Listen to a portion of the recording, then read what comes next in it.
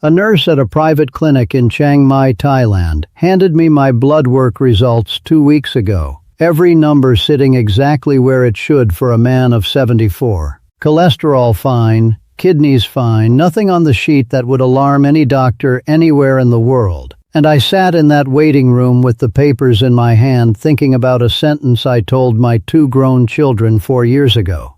A sentence that wasn't true. A sentence I have never, until this video, said out loud to anyone else besides the 2 people it was actually aimed at. I told my son Adam and my daughter Kristen that I had a serious diagnosis. I let them believe, for the better part of 4 years, that I might be dying.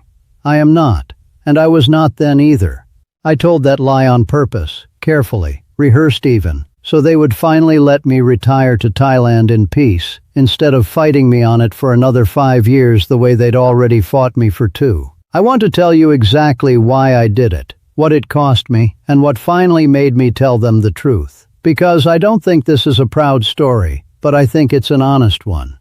And I think a lot of people watching this have felt the exact same trapped feeling I felt before I did something about it in the worst possible way. If you're new to this channel, hit subscribe, because I don't clean up my own stories to make myself look good, and this one, more than any other I've told here, I genuinely don't come out of looking entirely good. Let me back up to how this started. My wife Diane passed when I was 68 after 43 years of marriage, and within about a year of her passing, my son Adam, an anesthesiologist in Denver, with a very particular relationship to risk given his own profession, one that involves keeping unconscious people alive every single working day, decided I needed monitoring. Not help, monitoring. A medical alert pendant I hadn't asked for showed up in the mail with a note that just said, "Please wear this. Love you, Adam." A camera doorbell appeared on my house during a visit I hadn't invited anyone over, specifically to install it during. Adam simply showing up one Saturday with a toolbox and a look on his face that dared me to object. My daughter Kristen, in Seattle, started calling every single day at exactly 6 p.m., and if I didn't pick up within 3 rings, I'd get a second call, then a text, then twice. An actual call to my next-door neighbor Ruth, asking her to physically walk over and check on me, which mortified me nearly as much as it touched me. I understood where it came from. I'd lost Diane, and I think both my kids were terrified of losing me next. And grief does strange. Controlling things to people who love you, turning ordinary adult children back into something closer to anxious parents themselves, checking on a toddler who's gone quiet in another room.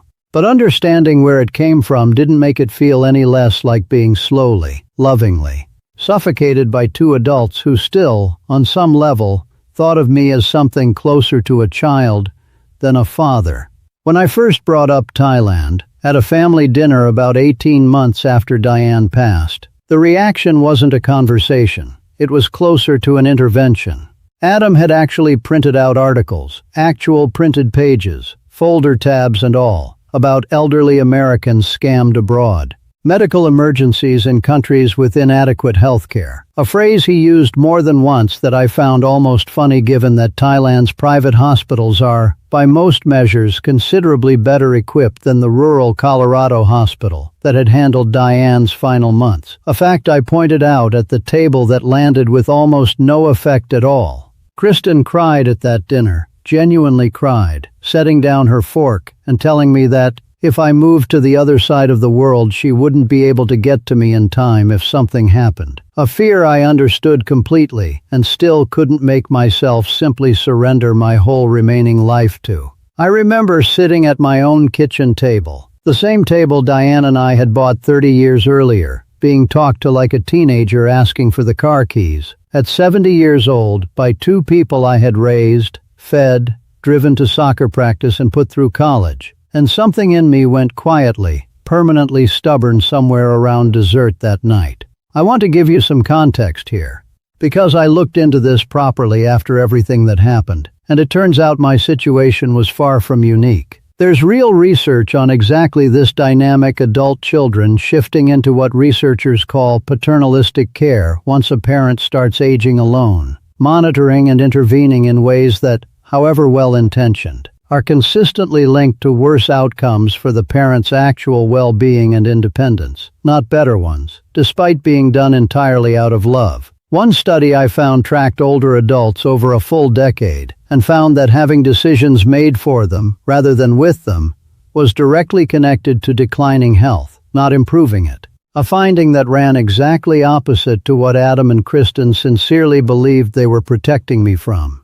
Other researchers describe adult children in this position as essentially parenting their parents, a role reversal that feels natural and even virtuous from the child's side of it, and can feel, from the parent's side, like slowly disappearing as a full adult in your own children's eyes. I wasn't being dramatic sitting at that table feeling suffocated. The feeling had a name and a body of research behind it, and neither of my kids had any idea they were living out a documented pattern, instead of just being good, worried children.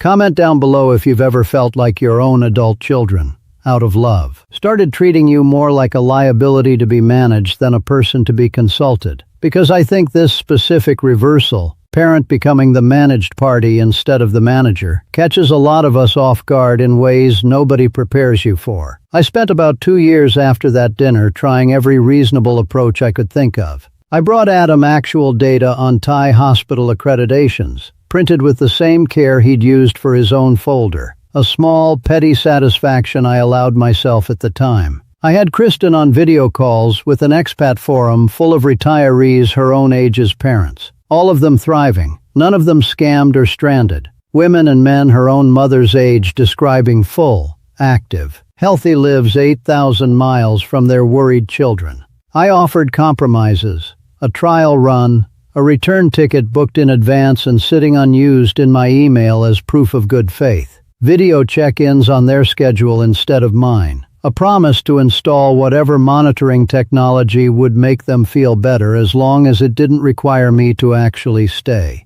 Nothing moved either of them an inch. Every conversation ended the same way, both of them circling back to the same immovable point, that I was theirs to worry about, and Thailand was simply too far away for that worry to function properly. As though love itself had a maximum operating radius neither of them was willing to test. I began to understand, somewhere in that second year, worn down from a dozen versions of the same argument, that this wasn't actually a disagreement that facts could resolve, because it had never really been about facts. It was about control, about two adults who'd already lost one parent trying to manage the terror of possibly losing the other, and no spreadsheet of hospital rankings was ever going to touch that terror directly.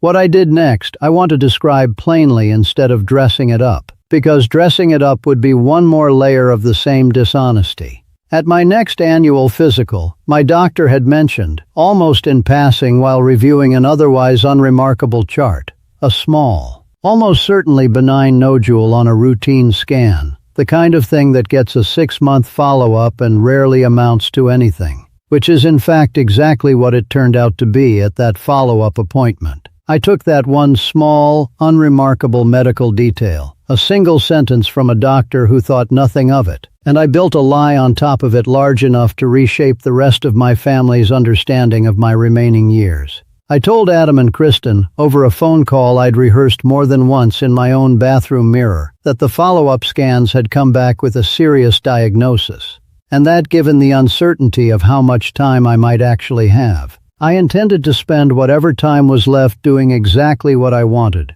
which was retiring to Thailand, and I would very much appreciate their support, instead of their resistance for whatever time I had. I am not proud of what happened on that call. Kristen sobbed in a way I had never heard my daughter sob, not even at her own mother's funeral, a raw, panicked sound that I still hear sometimes late at night. Adam, who deals with mortality clinically every single day of his working life, went completely silent for almost 30 seconds before saying, in a voice I'd never heard him use, that of course, whatever I needed, he'd help me pack himself if that's what it took.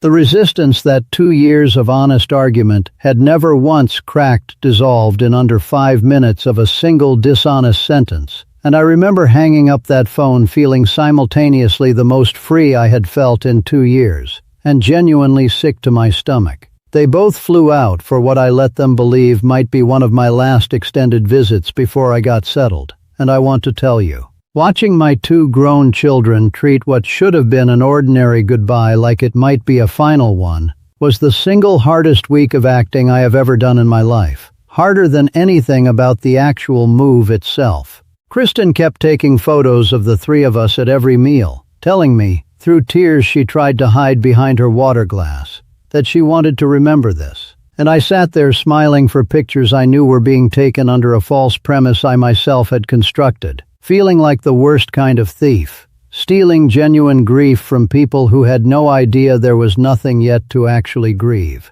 Adam, a man I had never once seen cry as an adult, not at his own wedding, not at Diane's funeral, where he'd held himself together like a surgeon on call, cried at the airport gate, gripping me in a hug that lasted long enough that other travelers started glancing over, and I stood there hugging my own son, letting him believe a lie about the shape of my remaining life. And it is, to this day, the thing I regret most out of everything I've ever done as a father.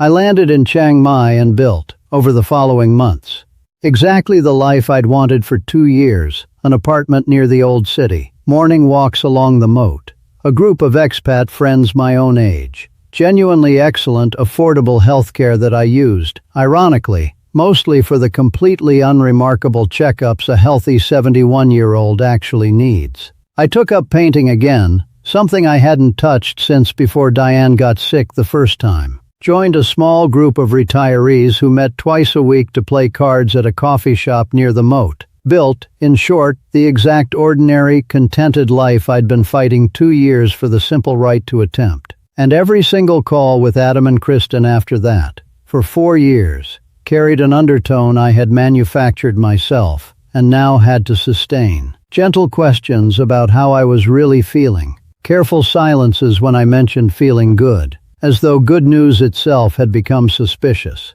A kind of soft, constant bracing on their end for news I was never actually going to have to give them, because there was never actually anything to give. The lie almost came apart 18 months in, during a video call where Kristen asked, gently, which specialist I was seeing here for it, and I had to invent, on the spot, an oncologist's name and a treatment plan I had no actual knowledge of, watching my daughter's face nod along on the screen, trusting every word, while I built an entire fictional medical history in real time. I then had to remember and keep those details consistent across the following 2.5 years of calls. An entire fictional medical file I carried around in my head alongside the very real, very healthy one my actual Thai doctor kept for me. 2 parallel Heralds existing at once. One thriving in a clinic file a few miles from my apartment. One slowly, fictionally declining in the version of me that lived inside my children's imaginations.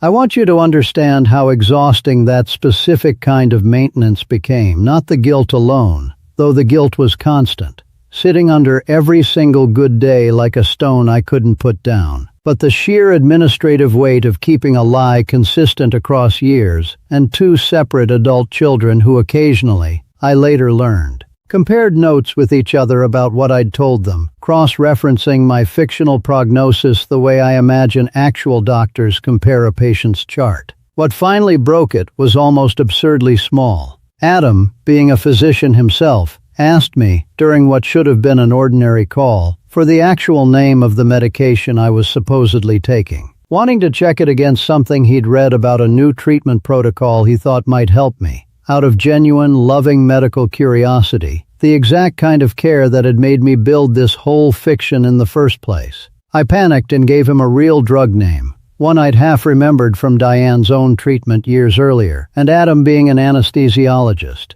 knew within about 10 seconds that the medication I'd named had nothing to do with the condition I'd claimed to have. There was a long silence on that call, and then he asked me, very quietly, to just tell him the truth. I told both of them everything on a call 3 days later. Kristen patched in from Seattle. Both of them silent for what felt like a full minute after I finished. A silence so complete I actually checked twice to make sure the call hadn't dropped.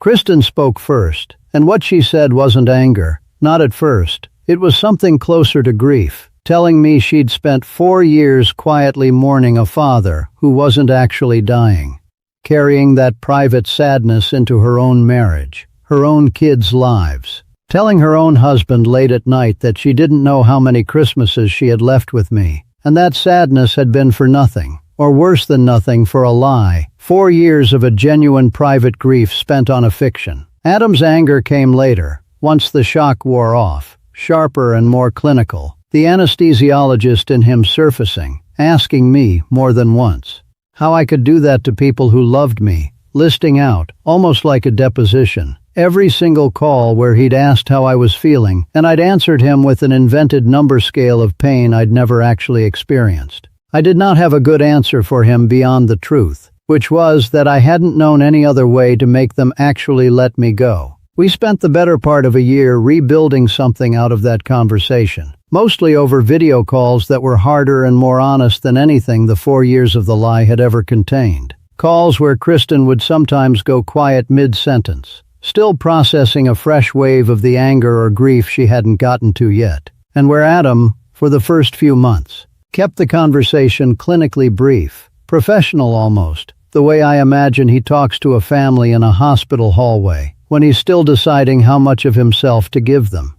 What eventually got us somewhere wasn't an apology alone, though I offered plenty of those, some of them at length, some of them just a single sentence repeated at the start of nearly every call for months. It was a slower conversation about the actual thing underneath both our positions, that I had needed my own autonomy more than I'd known how to ask for directly, and they had needed reassurance about my safety more than they'd known how to offer without smothering me in the process. And neither of us had found a way to say either thing honestly, until the lie forced the entire structure to collapse and get rebuilt from the ground up. This time with the actual load-bearing walls visible instead of hidden behind a story. Kristen came to visit me here 8 months ago. The first visit built entirely on the truth instead of a fiction. No camera capturing meals like evidence for a future she thought she'd need it for.